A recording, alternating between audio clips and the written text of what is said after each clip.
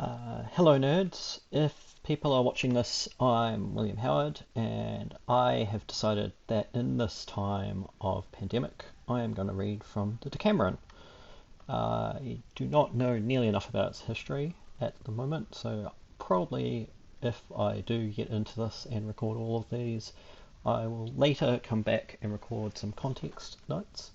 For now, I am reading a translation held at Brown.edu's Italian Studies Department of the Decameron, and I will be reading from the third day, Novel 1. From The Voice of Philostrato. Masetto da Lamporecchio feigns to be dumb, and obtains a gardener's place at a convent of women, who, with one accord, make haste to lie with him. Various ladies, not a few there are, both of men and of women, who are so foolish as blindly to believe that so soon as a young woman has been veiled in white and cowled in black she ceases to be a woman, and is no more subject to the cravings proper to her sex than if, in assuming the garb and profession of a nun, she had put on the nature of a stone, and if, perchance, they hear of aught that is counter to this their faith, they are no less vehement in their censure than if some most heinous and unnatural crime had been committed, neither bethinking them of themselves, whom unrestricted liberty avails not to satisfy, nor making due allowance for the prepotent forces of idleness and solitude. And likewise, not a few there are that blindly believe that, what with the hoe and the spade and coarse fare and hardship, the carnal propensities are utterly eradicated from the tillers of the soil, and therewith all nimbleness of wit and understanding. But how gross is the error of such as to suppose, I, on whom the Queen has laid her commands, am minded, without deviating from the theme prescribed by her, to make manifest to you by a little story. In this very countryside of ours, there was, and yet is, a convent of women of great repute of sanctity. Name it I will not, lest I should in some measure diminish its repute, the nuns being at the time of which I speak but 9 in number, including the abbess and all young women. Their very beautiful garden was in charge of a foolish fellow, who, not being content with his wage, squared accounts with their steward, and hied him back to Lamporecchio, whence he came. Among others who welcomed him home was a young husbandman, Masetto by name, a stout and hardy fellow, and handsome for a contadino, who asked him where he had been so long.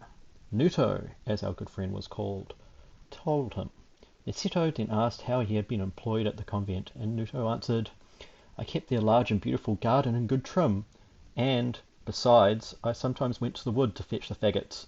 I drew water, and did some other trifling services, but the ladies gave so little wage that it scarce kept me in shoes, and moreover they were all young, and I think they are one and all possessed of the devil, for 'tis impossible to do anything to their mind. Indeed, when I would be at work in the kitchen garden, put this here, would say one, put that here, would say another, and a third would snatch the hoe from my hand and say, that is not as it should be.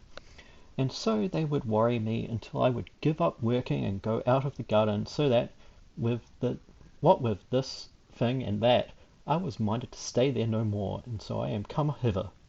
The steward asked me before I left to send him any one whom, on my return, I might find fit for the work, and I promised. But God bless his loins, I shall be at no pains to find out and send him any one. As Nuto thus ran on, Masetto was seized by such a desire to be with these nuns, that he quite pined, as he gathered from what Nuto said that his desire might be gratified, and as that could not be, if he said nothing to Nuto, he remarked, Ah! 'twas well done of thee to come hither, a man to live with women. He might as well live with so many devils. 6 times out of 7 they know not themselves what they want. There the conversation ended, but Masetto began to cast about how he should proceed to get permission to live with them. He knew that he was quite competent for the services of which Nuto spoke, and had therefore no fear of falling on that score. But he doubted he should not be received, because he was too young and well favoured. So, after much pondering, he fell into the following train of thought. The place is a long way off, and no one there knows me. If I make believe that I am dumb, doubtless I shall be admitted. Whereupon he made his mind up, laid a hatchet across his shoulders, and saying not a word to any of his destination, set forth, intending to present himself at the convent in the character of a destitute man. Arrived there, he had no sooner entered than he chanced to encounter the steward in the courtyard, and making signs to him as dumb folk do, he let him know that of his charity he craved something to eat, and that, if need were, he would split firewood. The steward promptly gave him to eat, and then set before him some logs which Nuto had not been able to split, all of which Masetto, who was very young, him at work on the lopping. The steward promptly gave him to eat, and then set before him some logs which Nuto had not been able to split, all which Masetto, who was very strong, split in a very short time.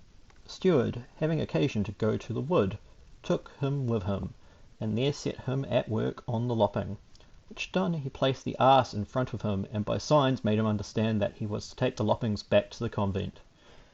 This he did so well that the steward kept him for some days to do one or two odd jobs, whereby it so befell that one day the abbess saw him, and asked the steward who he was. "Madam," replied the steward, "'tis a poor deaf mute that came here a day or two ago craving alms, so I have treated him kindly, and have let him make himself useful in many ways. If he knew how to do the work of the kitchen garden, and would stay with us, I doubt not we should be well served, for we have need of him, and he is strong, and would be able for whatever he might turn his hand to. Besides which you would have no cause to be apprehensive lest he should be cracking his jokes with your young woman." "As I trust in God," said the abbess, "thou sayest sooth. Find out if he can do the garden work, and if he can, do all thou canst to keep him with us. Give him a pair of shoes, an old hood, and speak him well. Make much of him, and let him be well fed." All which the steward promised to do. Masetto, meanwhile, was close at hand, making as if he were sweeping the courtyard, and heard all that passed between the abbess and the steward, whereat he gleefully communed with himself on this wise: "Put me once within there, and you will see that I will do the work of the kitchen garden as it was never done before." So the steward set him to work in the kitchen garden, and finding that he knew his business excellently well, made signs to him to know whether he would stay. He made answer by signs that he was ready to do whatever the steward wished. The steward then signified that he was engaged, told him to take charge of the kitchen garden, and shewed him what he had to do there. Then, having other matters to attend to, he went away, and left them there. Now, as Masetto worked there day by day, the nuns began to tease him, and make him their butt, as it commonly happens that folk serve the dumb, and used bad language to him, the worst they could think of, supposing that he could not understand them. All which passed scarce heeded by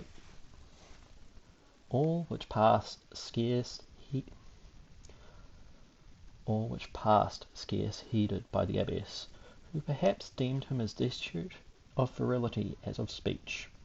Now it so befell that after a hard day's work he was taking a little rest, when two young nuns, who were walking in the garden, approached the spot where he lay, and stopped to look at him, while he pretended to be asleep, and so the bolder said to the other, "If I thought thou wouldst keep the secret, I would tell thee what I have sometimes meditated, and would thou perhaps mightest also find agreeable." The other replied, "Speak thy mind freely, and be sure that I will never tell a soul." Whereupon the bold one began, "I know not if thou hast ever considered how close we are kept here, and that within these precincts there never enter any man, unless it be the old steward or this mute.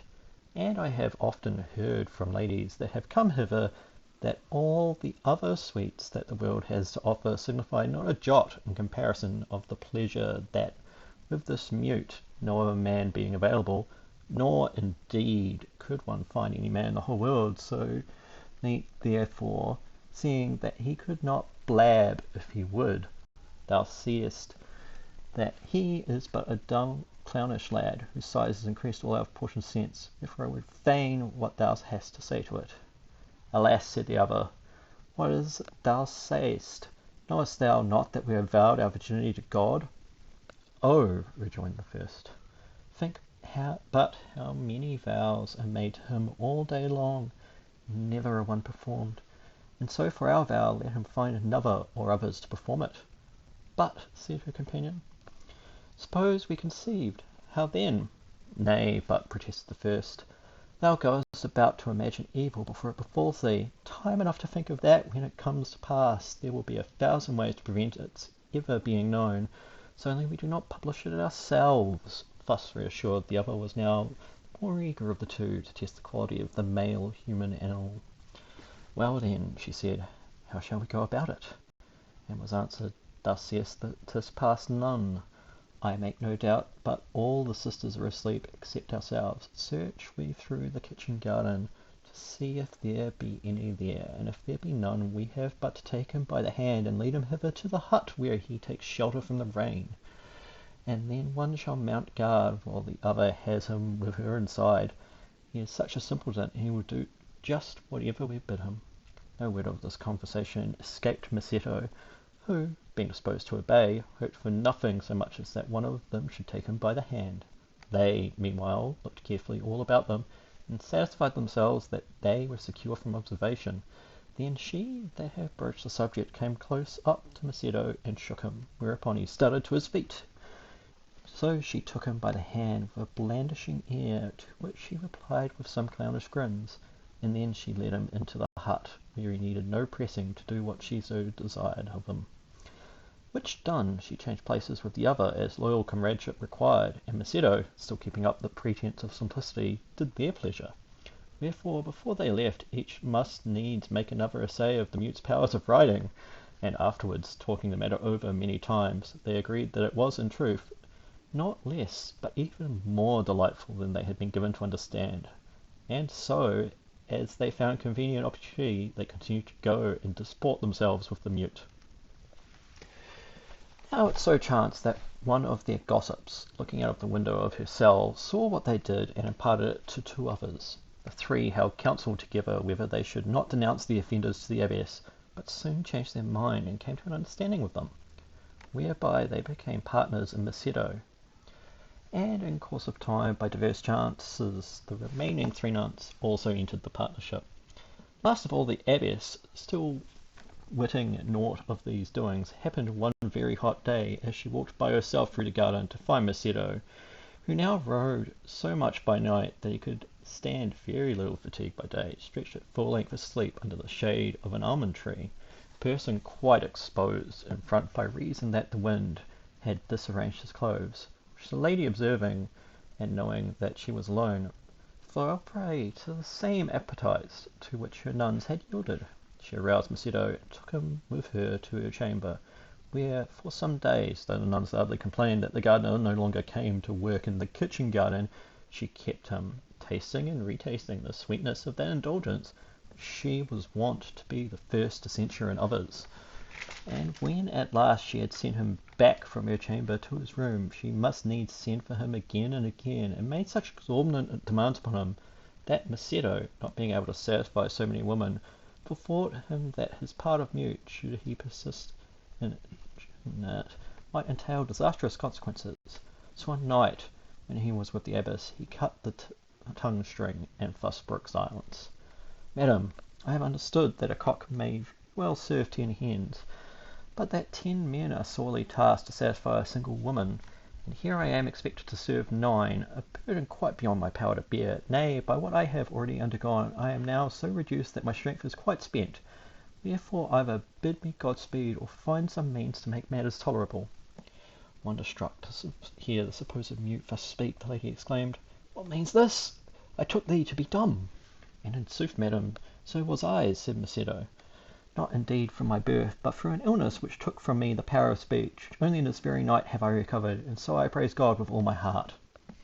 The lady believed him, and asked what he meant by saying that he had 9 to serve. Masetto told her how things stood, whereby she perceived that of all her nuns there was not any but was much wiser than she, and lest if Macedo were sent away he should give the convent a bad name, she discreetly determined to arrange matters with the nuns in such sort that he might remain there. So, the steward having died within the last few days, she assembled all the nuns, and their and her own past errors being fully avowed, then they, by common consent, and with Macedo's concurrence, resolved that the neighbours should be given to understand that by their prayers and merits of their patron saint, Macedo, long mute, had recovered the power of speech, to which they made him steward, and so ordered matters among themselves that he was able to endure the burden of their service. In the course of which, though he procreated not a few little monastics, yet 'twas all managed so discreetly that no breath of scandal stirred, until after the abbess's death, by which time Macedo was advanced in years, and minded to return home, with the wealth that he had gotten, which he was suffered to do as soon as he made his desire known.